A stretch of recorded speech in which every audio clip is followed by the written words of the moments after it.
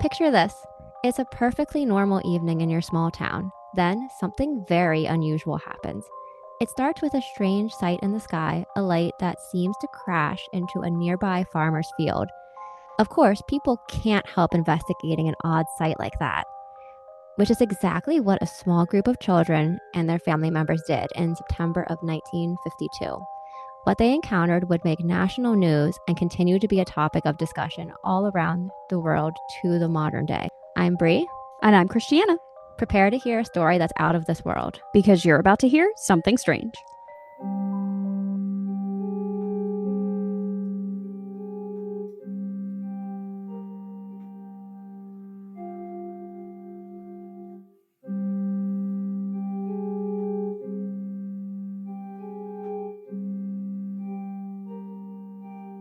Welcome to our July Extra, the Flatwoods Monster, with a very special guest, Sam from Appalachian Spooky Hour. Yay!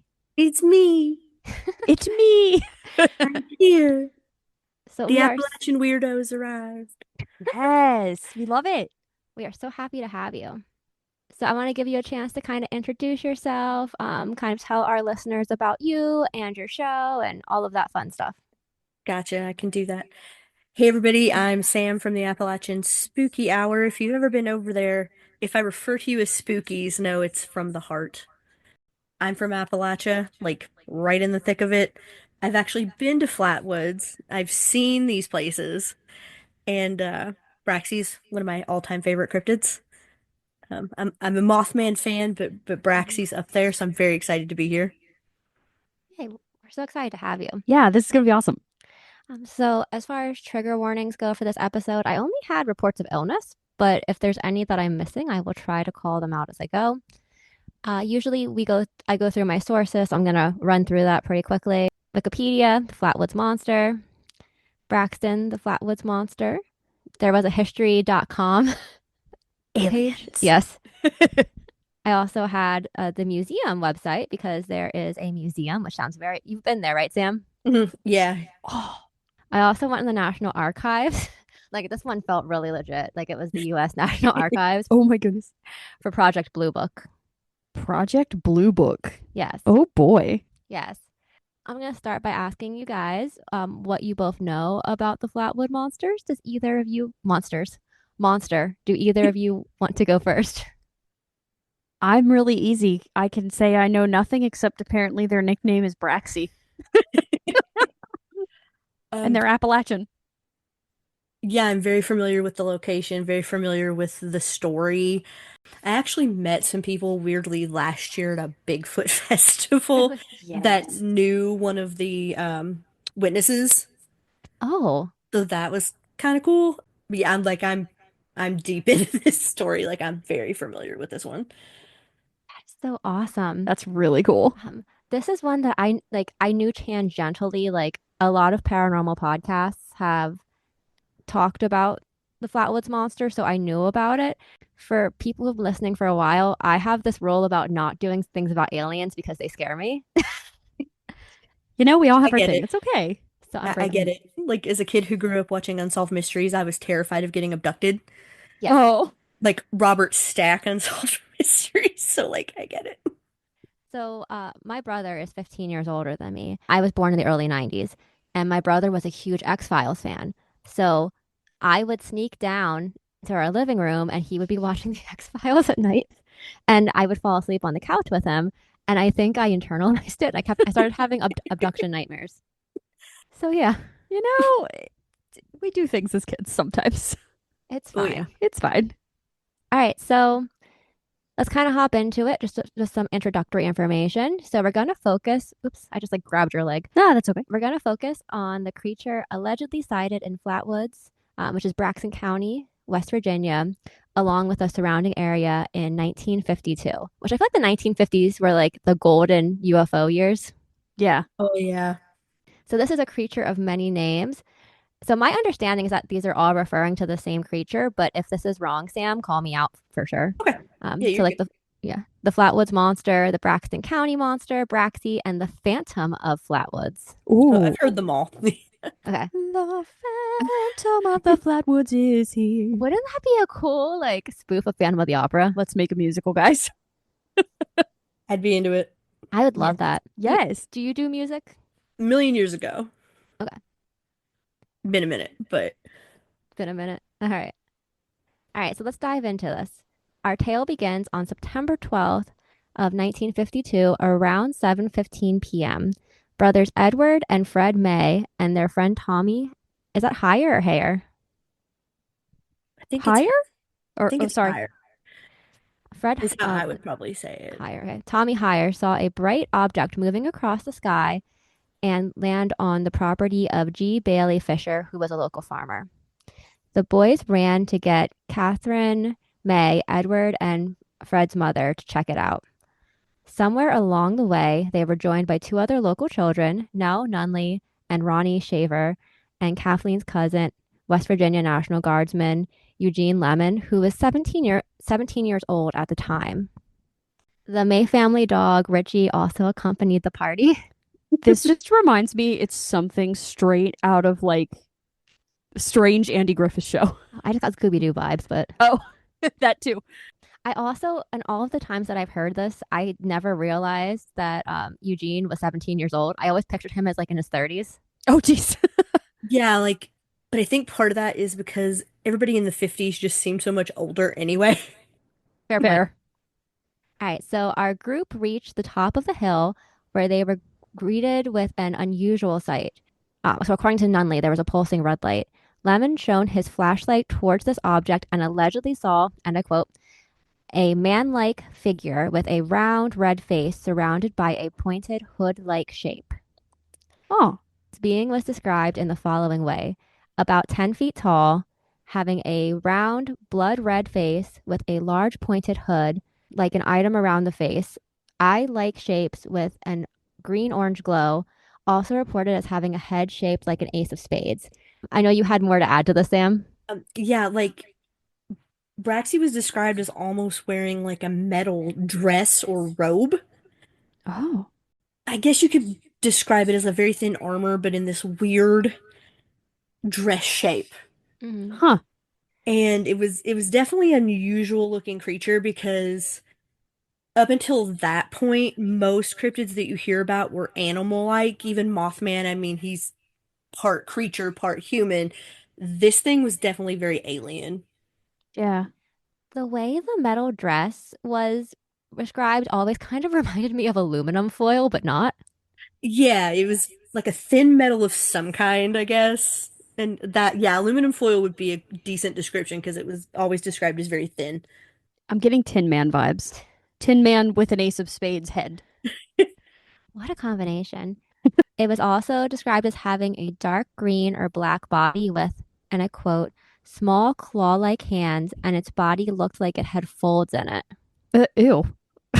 Um, an Sorry, Braxy. interesting one interesting thing is that most people who saw Braxy described the creature as having no arms, or at least the arms weren't visible, which was also strange. And this actually was kind of a point of contention between a lot of people who've investigated this case over the years because nobody can actually agree Hmm. if it did or did not have arms and hands. Huh. Most said no arms. Some insisted it had arms and the claw-like hands. I actually have a piece of wall art drawn by an artist who I mentioned earlier knew one of the witnesses and like towards the end of his life described it to this man. Like it had no arms. So that's one of those weird things that depends on who you ask. That is so interesting too. It's like I could imagine though, it's pretty late at night. Everyone is just like, what the heck is this thing? I don't know that I would be looking at for arms either. Yeah. It And kind of makes sense with like almost like a metal robe. Sometimes how you know how if you wear like a big flowing robe when you tuck your arms in, it doesn't mhm, look like you have arms because the fabric just kind of yeah. flows over them And it or always was metal strange in to this case. me because he's shown a flashlight on it, so there's shadows at play too. So who really knows Oh, if there were yeah, arms? true. Well, there's probably gonna be a lot of reflective properties too Yeah. of like, yeah, it's interesting. It is. And there were also reports of a pungent mist, which supposedly made several of the group nauseous. Ew. We'll come back to some stuff about that later. Ooh. So the creature then hissed at the group, and Lemon dropped his flashlight, and they all like got the heck out of Dodge. I love the image of this thing just like an angry cat. I mean, I think running sounds like a great idea at that point. Oh yeah, absolutely. According to some sources, it also levitated and began gliding towards the group before they fled, which just sounds horrifying to me. While hissing at them. Several members of the group reportedly alleged experiencing throat irritation, vomiting, and nausea that lasted for several days after this experience. Ooh. The source of like the Braxton.org site. These symptoms were passed off as a side effect of hysteria, but it's worth noting that these were also telltale signs of exposure to mustard gas. We're in the 50s. Yeah. I love believing that this was a real encounter, but also I do think a lot about whether or not this was military. Were they Mm-hmm. testing something? Were they out? Were they thought they were in the middle of nowhere experimenting with things? World War II's over, but now we're in Korea. Yep. Mm-hmm. So it's to me, it's not outside the realm of possibility that something classified was going on. And that's why nothing was ever like definitively proven or disproven because they didn't want them looking too much into it. I mean, maybe they did get sick from exposure to mustard gas. You never know. Was it was it that? Was it something else? I'm not a conspiracy theorist, but I have thought about this. Like, it's not outside the realm of possibility, I don't think, given the time that it happened. Mm-hmm. And since when does mass hysteria irritate your throat and make you puke? Like, I don't. Like I get it maybe giving you like GI upset because you're anxious and that would but Yeah, like your throat itching and stuff, I question. yeah, I don't get that. Well, and I think we can probably go further into this in the discussion, but on one hand, it's like a lot of supposed like we're not huge conspiracy theorists either. No, I mean, I enjoy discussing like a conspiracy theory because they're fascinating. birds aren't real. Birds aren't real. A lot of times when people have these conspiracy theories, especially military based ones, there are usually like medical side effects. And on the flip side, with UFO sightings or abduction stories, how many people report like weird radiation type things? Mm-hmm. Mhm. I thought it was interesting. It is. All Yeah, right, so I know. Oh, go ahead, Sam. I'm sorry. oh no, I was just gonna say, yeah, it's that's the part that gets me. Yeah. So I know you know what happens next. I'm gonna ask her. What do you think happens next? They went to the newspapers. They went to the media, kid. That was actually pretty. That was, Oh, you're much better at accents than I am. They did what I always say people should do in horror movies. oh, they scream? Did they call for help? They called the police. They actually did like the smart thing you're supposed to do. Yeah. Okay, Mhm. okay, sure. That whenever I watch a horror movie, I'm always like, called like Oh yeah, Yeah. call someone. call someone. These were not run up the stairs when you should go out the front door type people. Like There's a weird noise of chainsaws in the basement. I think I'm going to investigate. Don't do they that. they did the right thing. Yeah. Yeah. I looked at you like you watch horror movies with me, and you normally I don't. normally don't. Yeah. I did watch Scream. That's the one that I've watched. Not with me, ironically. No, ironically not. Yeah. All right. So, anyways, back to, as you can see, we're not good at staying on topic. Um, You're good. so they called the police. A local sheriff and deputy were called in to investigate reports of a crashed aircraft in the same area as the sightings, and also looked into the area this monster was allegedly seen in, but they, and I quote, saw, heard, and smelled nothing. Okay. Uh-huh. Of course. Of course, yeah. The day following the alleged crash, a reporter from the Braxton Democrat, A. Lee Stewart Jr., claims that he had found skid marks and an old gummy deposit in a field. UFO enthusiasts, as Wikipedia called them, define these findings as evidence that there was a spacecraft had landed or crashed. Old gummy deposit. So Yeah. they never found anything about the crash either. Like the supposed airplane crash. Just to clarify. I'm trying to remember. I don't have anything in my notes, but like Nope. I'm God, So, Sam. I don't think so. Huh. No. But I think there were a lot of stories of people found things. I really want to know what the old gummy deposit was. Yeah, Yeah, that's I never knew either. I'm like, what? Gummy? That could be so many things. that's you know the like sometimes like the little sticky like I don't even know what you would call it putty I guess that is used on like especially on like junk mail envelopes to seal them. That's almost what that Yeah. reminds me of. Yeah, like I never really had any idea of what he could be talking about because I'm like, that's so weird but not specific at the same Yeah, time. truly. It's like someone accidentally just spilled a whole lot of maple syrup. The Flatwoods monster said roll for initiative. You know what? Here's what actually happened. So the Flatwood Monster was like driving way too fast and wasn't paying attention. And they were trying to have like French toast sticks and they were dipping Oh, them and they accidentally threw their thing of French toast stick out the door. And then they like tried to get it. And that's why there were skid marks and a gummy deposit. that's depressing. That's a depressing image. I would be heartbroken if I had French toast sticks and they went flying out my window. Poor guy. There we go. We solved that age old mystery. We got it. Mystery solved. All right. So this was not the only sighting. No, No, the French toast sighting, as we're going to call it now. the French toast sighting. Okay. Sorry.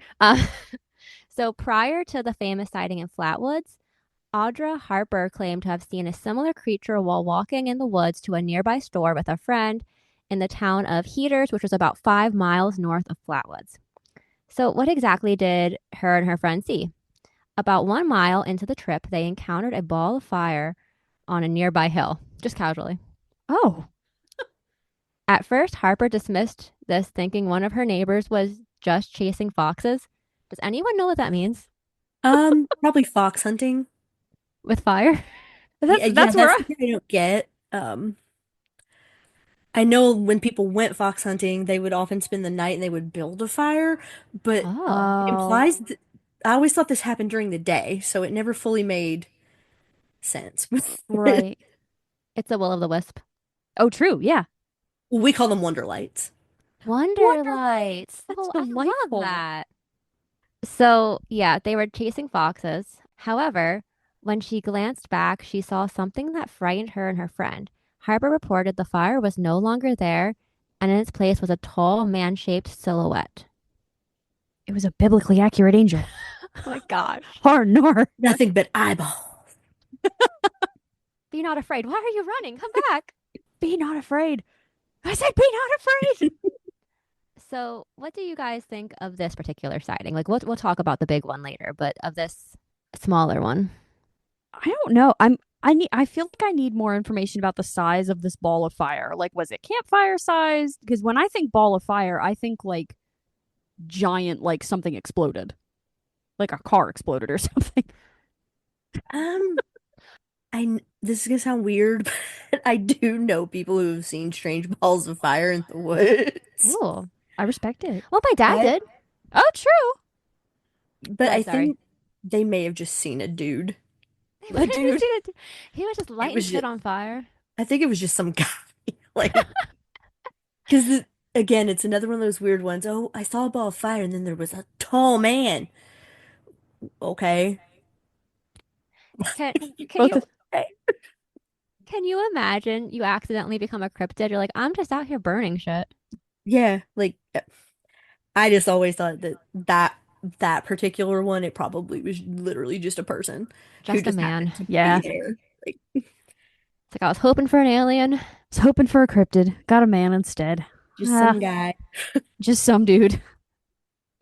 All right, so that was the earliest sighting. I don't know why I think of this, but so we're both horseback riders, and we have part of the Appalachian Mountains near us, and it's called Michaud is the park. Mhm. And I've done a good amount of horseback riding up there, and we are not necessarily because there's Bigfoot sightings and stuff. I'm not afraid of that. I'm not afraid of bears. What I'm afraid of is we have found like leftover, like people building meth, Oh. like Yes. we found the remains of where they were cooking it. Oh. And I don't know how to make drugs, but that's also what I thought of with this. I mean, Moonshine is yeah. possible. Mm-hmm. Yeah. Oh, it's the Snallygaster. Oh, yeah. Just him.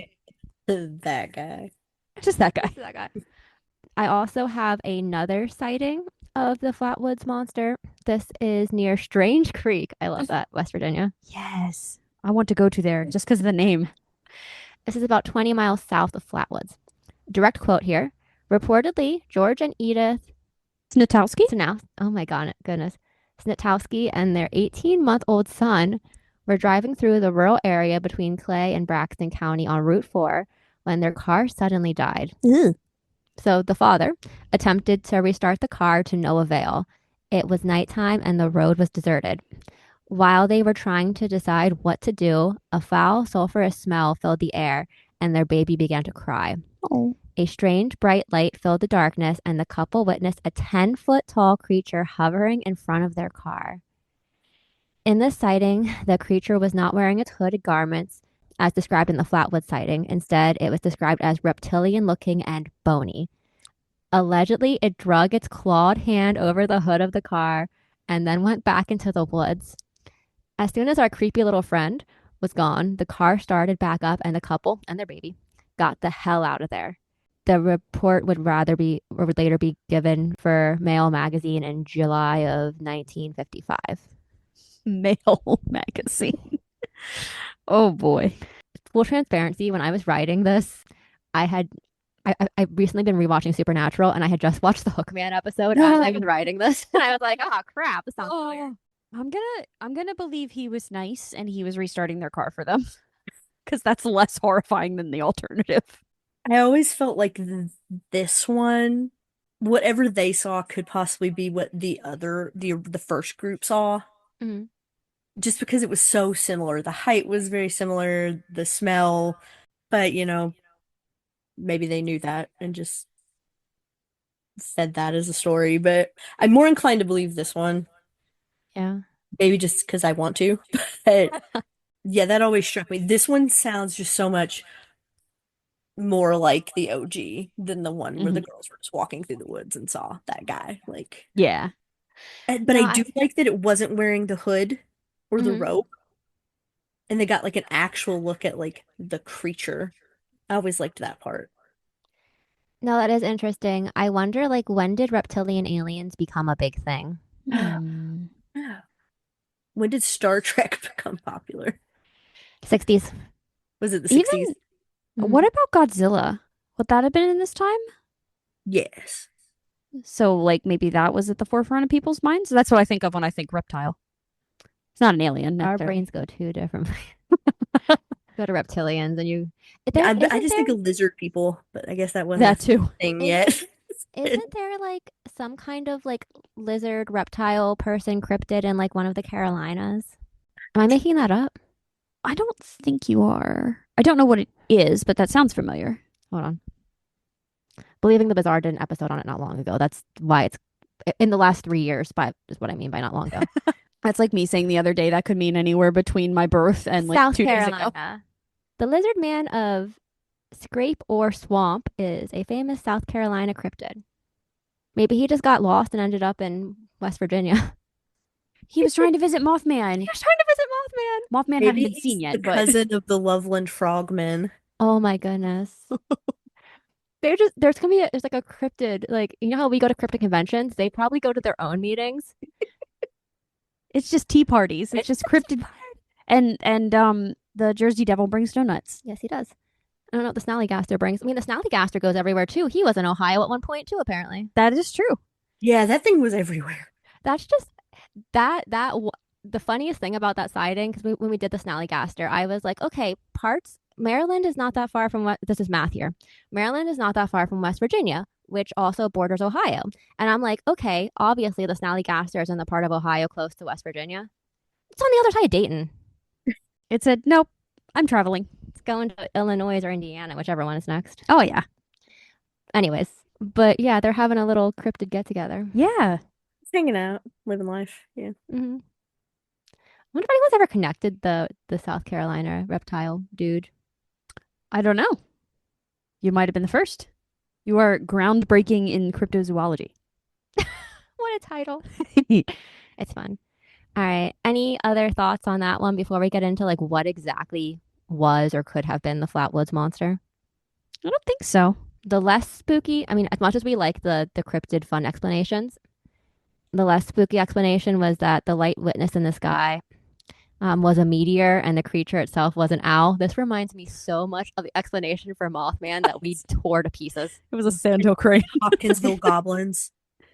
It was birds. Like, Birds aren't real. Birds aren't real. you know, Birds are cryptids. That is definitely one I want to do eventually, the Hopkinsville goblins. Yes. Do you know about them? I don't know. I've heard their names, but they it's a sound fun. wild ride. It is. It is a Ooh. wild. Okay, the first time I heard about that one, I had nightmares from it. Oh, oh no. But anyways, so meteor and owl pairing. This just sounds like a like you're doing a tarot reading, and it's like perched. So the owl could have been perched in a tree, and the shadows distorted it to appear more human-like. Have all three of us seen owls? Yes. Yes. Okay. So I'm skeptical of that one. Same.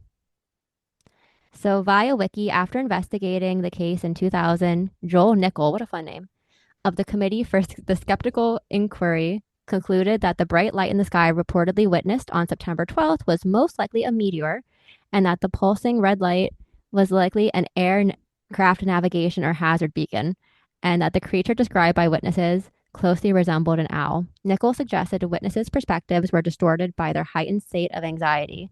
Nichols' conclusions are shared by a number of other investigators, including those of the Air Force. Oh, look who's joining us.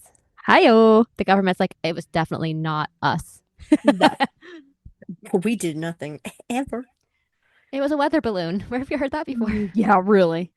So there was apparently some credence here about the meteor, that the meteor was sighted in Maryland, Pennsylvania, and West Virginia, and there were also red aircraft beacons visible, which, I mean, there almost always is in the night sky now. I don't know about the 50s, though.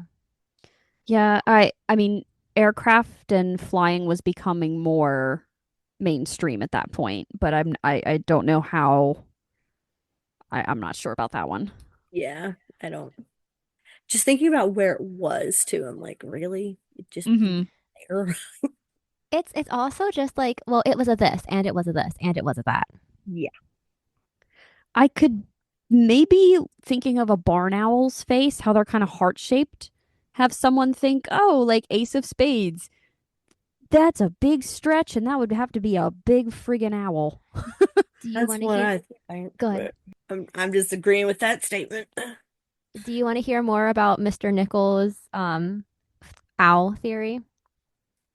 I'm so down. Awesome. He concluded that what was spotted was most likely a startled barn owl, Ha, called it. as the movements and sounds reported by the witnesses allegedly lined up with the silhouette flight pattern and call of a barn owl. Do barn owls hiss? Well, to be fair, they do, and they kind of have a kind of hissy screech versus like a ooh. That's my best impression. Best impression of an owl. And that the foliage may have created the illusion of the reported description of the creature's not lower fortunes, lower portions. Okay. Yeah. Okay. I can maybe get behind that a little bit. He also thought that the claw-like hands in the description could have been talons gripping the trees. I know you had some thoughts, Sam. Did you get through all of them for that, or is there more on this particular topic? I know people have a hard time openly believing in the unknown, especially when it's anything paranormal related, whether that's aliens or Bigfoot or ghosts. What are the odds? I mean, statistically, what are the odds that a meteor plummets out of the sky? These folks just happen to walk up on an absolutely massive owl. My brain can't compute these things all happening at the same time. It And could be a lot of coincidences at once. and what about the witnesses that weren't there on this particular night? What about the other people that saw something? That's very true. Like, explain that, Mr. Nickel. Like, I'd love to know his thoughts on that one because they all saw something similar, even the girls in the woods, but it all happened at different times. There weren't three meteors just crashing down in West Virginia simultaneously. Like, come on. Yeah. Um, I mean, we could assume you always have to assume people just made it up to get in on the story. Like you've always got somebody who has the initial story and then, all the other sightings, all of it can just be fabricated. I'm not saying that what they saw was something not of this world. Like there's usually a logical explanation for just about anything, but I don't believe this was a freaking owl. I just don't. Because even in a state of hysteria, are you really going to confuse an owl for a 10-foot tall creature in a dress?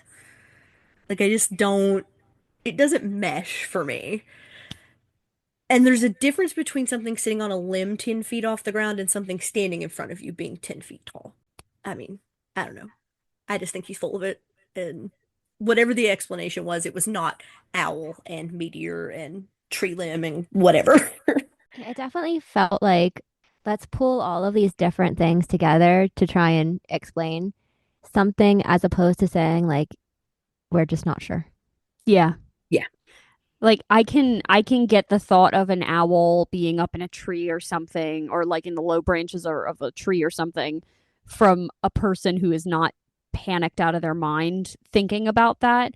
But you make a very good point. Like in the moment when you're hysterical, like, are you gonna? Do you really think that was an owl in a tree type of thing? Like it's easy 20, not 2020 hindsight, but person who wasn't there hindsight almost. I don't. I get you. Yeah. I think surprisingly, we have found that I am probably the more skeptical of the two of us. Yeah. Ironically, and I'm the one who's like done ghost hunting and stuff. But I also like the amount of eyewitnesses too is questioning, and it's not like it's just the kids. There were two adults there. And like you would think out of the how many, what, four kids, six people, um, like someone would have been like, oh, that's just an owl. Yeah. Yeah.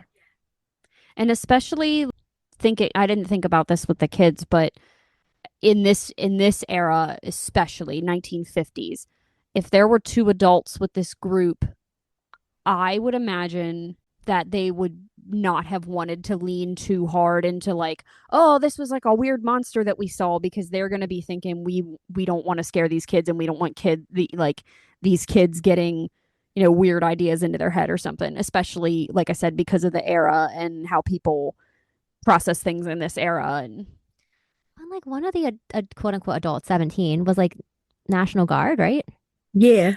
yeah, Like that's true. like I imagine going in and being like, yeah, guess what I saw over the weekend, Bob? Yeah, Yeah. don't tell your CO. Isn't going to help your career very much. And I don't know. Yeah, I It's a don't know weird that one. it was alien or anything like that, but I also don't believe it was an owl in a tree. Like, I don't know what it could have been logistically, but not that. It was a creature wearing an owl hat and being like, yes, yes, I'm an owl. To not owl. It's not owl. I'm gonna move us along as unless anyone else has any thoughts. So like the reception to this critter seems like at least now it's pretty like, like they celebrate it. The sign in the town of Flatwoods designates it as the home of the green monster. I love it. And there's a museum, and we love museums. It's located in the town of Sutton. Wasn't that a town where there was a Snallygaster sighting? Because that town name was like ringing a bell in my brain somewhere. That does sound familiar. Yeah.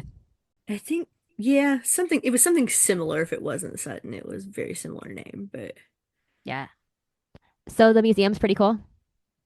yeah, it's small, but it's pretty cool to visit. There's also some other things to see around town. Like they have a giant, those giant chairs that are really popular at like in beach Yeah. towns. They have one of Yeah. those. It's like painted with Braxy and it's Oh, pretty cool. And like when you're there, you really get a feel for the area and then you get kind of a feel for how terrifying it probably really was for these hmm people, regardless of what they saw. Like it's a small town, it's in a kind of isolated location. It just really brings the whole Braxy thing into perspective a little more because it's the 50s, small town, middle of nowhere. You're in the mountains in West Virginia and you saw this whatever this thing is. Like I get, I would have ran too. Like shameless, Absolutely. like shamelessly. I mean, it's just self-preservation.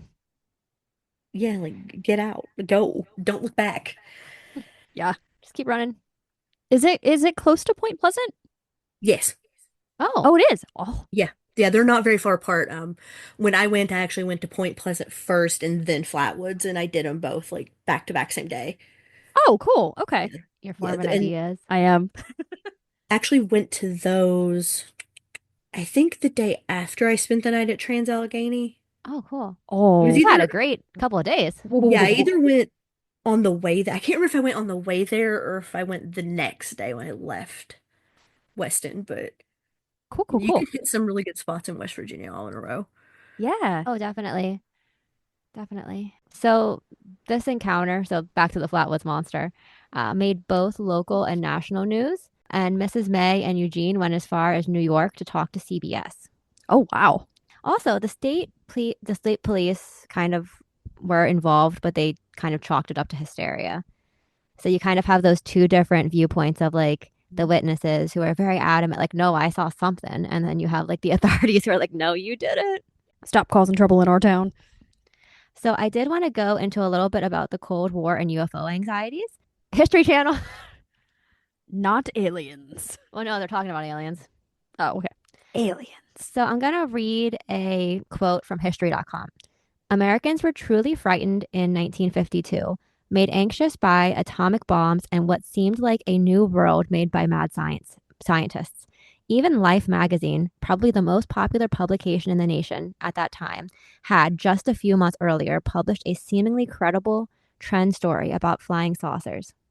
So the same source also pointed out the story dropped about 3 years after the Soviet Union successfully tested an atomic bomb in 1949, and the Air Force was scanning bombers, like scanning 4 bombers over the sky.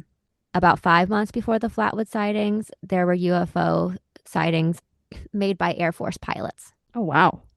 So why do these stories gain so much credence and take off like wildfire? So another direct quote from history.com. It's not necessarily that millions of people believe in UFOs. Many UFO devotees usually don't believe it, he says, but they are seduced by the story. Why? There's the hope that we are not just insignificant organisms walking around aimlessly on a rock floating in space. There's hope that we are part of something bigger. And it kind of goes into this phrase of like cosmic loneliness, which is such a metal term. That is a great name for like a metal band. But I do think a lot of people who really are interested in UFOs, there is this idea of like, part of it is like, we can't just be alone. Yeah. Mm. That got very deep. It makes sense though, like in our universe is so gigantic. It is kind of a terrifying thought of like we're the only ones here. So it does make sense. And I do think there tend to be increases in UFO sightings when there's a lot of unrest as far as wars and things go. Mm-hmm. Absolutely. And can I give my history thing here? Especially during this time, the atomic bomb was dropped on Hiroshima and Nagasaki. What was this, 52? So 7 years earlier. And this was a type of technology that the world had never seen before. And it threw the world into an entirely new type of warfare. And it was terrifying. I mean, the way that it swept the country and the fear that this could then happen to us because other countries were getting their hands on this technology, and it was an extremely, extremely scary time. So you would see anything in the sky and potentially think it was something else. Agreed. It was Good. a very turbulent time. Like, we left one war, we're going into another, it's just there was always a period of panic over something all through human history. So, Yeah. This one just happened to be a little more of a real reason than, the satanic panic or any of that stuff. But, Right. Yeah. Well, and I think even in like fiction, a lot of space UFO stories were getting really big. Again, the word I want. Book series and serials and those types of things. When did War of the Worlds, when was that radio play on? 53? That was Okay, so right 53. Okay. after, yeah. Yep. I think. I'm pretty sure. I know the book came out like close to 1900, maybe a little bit before, Yeah. but I'm pretty sure the radio broadcast was 53-ish. Okay. I could be Because I know wrong, that but terrified everyone because people didn't realize it wasn't real. Um, yeah, like they really thought, and given the time period, Yep. you can again, see why. Absolutely. so it looks like the broadcast was 38. Oh, Really? I thought it was in the 50s. yeah, so did I. Orson Welles' 1938 radio adaptation of The War of the Worlds was family's broadcast on Oh, October 30th of 1938. what am I Okay. thinking about? We found a glitch in the matrix.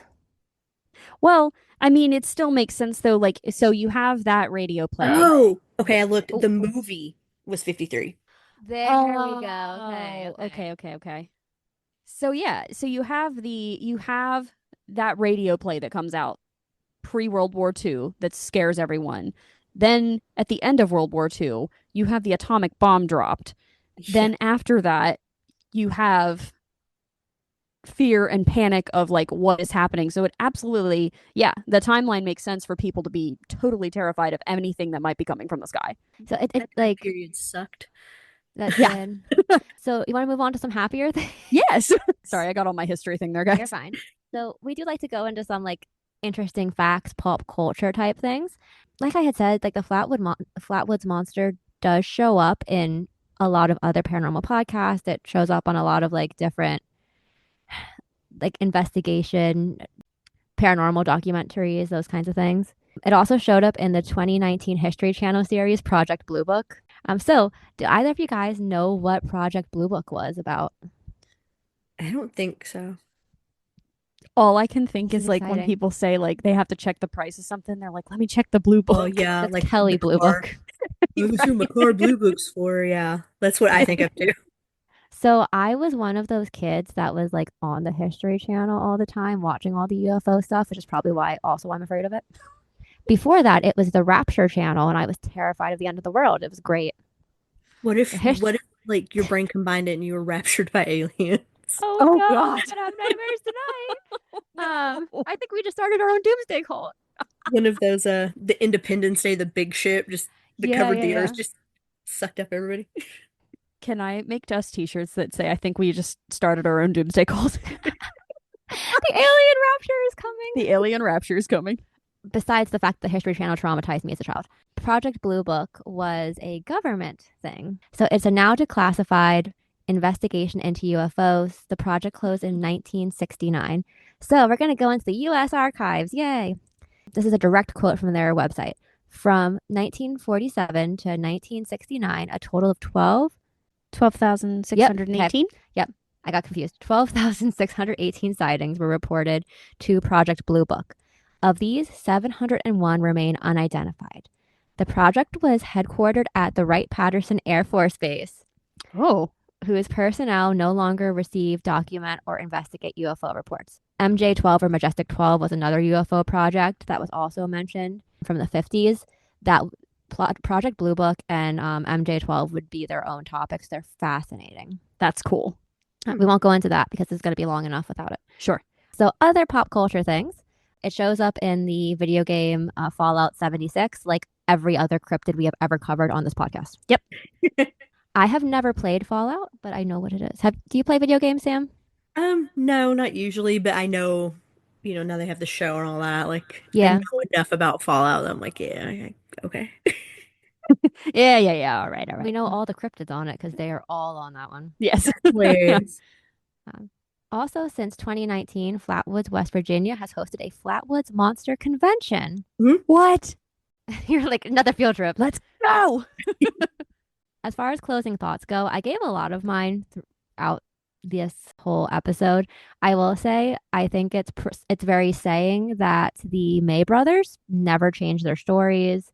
They Mm-mm. kind of stuck with it. They stopped giving interviews after a while, but I also think they probably had people asking them questions for how many years, and they were like, Yeah. We're done. "Yeah, Like, please stop. We have a life outside of this. I think they saw something, and that part of the story I find it's indisputable. Like, they saw something.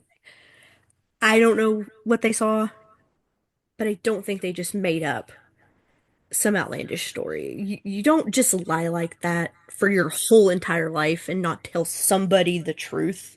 And usually after you die, if somebody knows the truth, they're going to tell it to get their 5 minutes. Nobody ever came forward and disputed what they said all those years. I can easily fall into the camp of folks who believe that this was something military they weren't meant to see, but I can also be one of those people that believes they saw something paranormal in nature.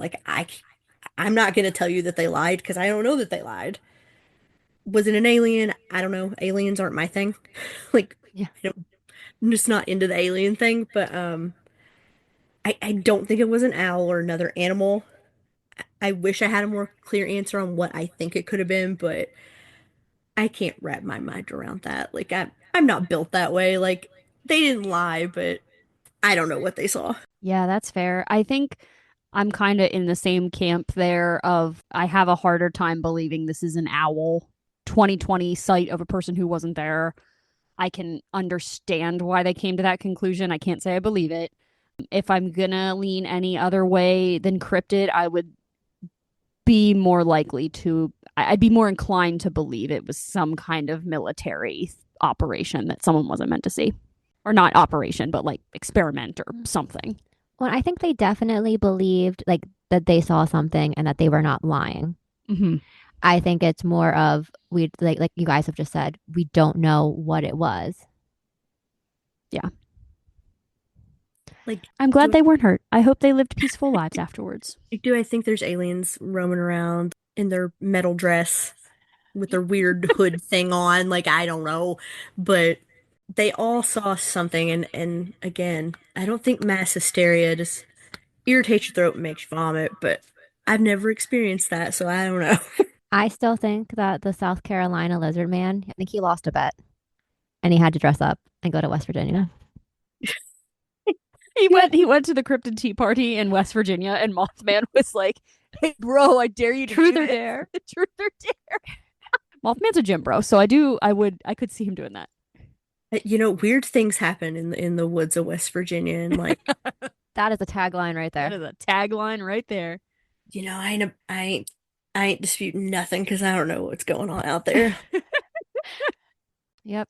You know what? I think either the French toast thing or Oh. the lizard man lost a bet. Yep. I'm cool with that. It's better than just aliens. Aliens. Should we get into questions or? Sure. So generally at this part of the episode, whoever is color commentating, so be a Christian at this point, is going to ask a couple questions. If there's any questions that you have thoughts on that you want to answer, Sam, feel free to chime in as well. Okay. We answer them for each other all the time anyways. Yes, We do. So what drew you to this topic? So it was on my list of cryptids. And then I know I had talked to Sam and I'm about doing a collab. And I'm like, ooh, this is an Appalachian thing. We should do it. We should do this. That's perfect. So It's close to home for me. yeah. Yeah. So, it's not, I live in Eastern Kentucky, so it's not that far from where I live, but it's just one of those ones that I always knew about. So, That's awesome. Was there anything you wish you could have researched more into? I do want to look more into Project Blue Book and MJ12. They sound really fun. I want to know why Project Blue Book wrapped up the same year we landed on the moon. Oh. Good point. Oh. They found something and they're like, well, crap. Because Just kidding. when you said it went to 1969, I was like, oh, You said, hold my beer. Hold on, Like, hold hold on. on, hold on. And then what did you find the most strange in this topic? The fact that we decided that one sighting was just a man. It was a biblically accurate angel. Just a And, man. like, nobody ever told how Ricky the dog reacted. That's true. From what I understand, the dog survived. I mean, like, did he run? Did he bark? Was he freaked out? Like, I want to know Ricky's POV. We need to interview the dog's probably no longer with us. We need to. Well, I'm gonna interview the fish for Titanic, so maybe I can necromance the dog too. Oh my gosh. There we go. Goals. I like how that's a good point. They specifically mentioned there was a dog and it was okay. But like I'd imagine it would growl or something. My dog's got opinions. So like Right. Ours do too. Oh, yeah. Mine's not here tonight, which is fine because she likes to be a menace. The amount of stuff I have to cut out of her being a menace is ridiculous. She says I love her to death. She's a great dog. she is the schnoozer goddess and she is the boss. She's the boss. Well, does that wrap up our conversation about the Flatwoods monster friends? I believe so. indeed, to I hear think from we've you. covered the topic well. I think we have too. We'd love to hear from you. If you have a suggestion for a strange or mysterious topic, a comment about an episode, or just want to chat, please reach out. You can listen to us on Spotify, Apple Podcasts, Amazon Music, Audible, and YouTube. Comment directly on our episodes over at Spotify and YouTube, or review our podcast as a whole on Spotify or Apple Podcasts, or both if you're feeling so inclined. Find us on Instagram at something_strange_pod and on Facebook at Something Strange Podcast. You can also check out our strange content on our YouTube channel at something_strange_pod. We'd love it if you'd subscribe. If none of that suits your fancy, you can send us a Gmail at somethingstrangepod24@gmail.com, and the 24 is numeric. Well, thank you so much for joining us. We had such a great time having you on. Yeah, this was awesome. For inviting me. It was fun. I love talking about weird stuff. So do we. Yes. I'm Bree. Well, strangers, it's time for us to part ways. And I'm Christiana. Until we meet again, keep an eye on the sky. I'm Sam, and we'll be back again With for another Something strange.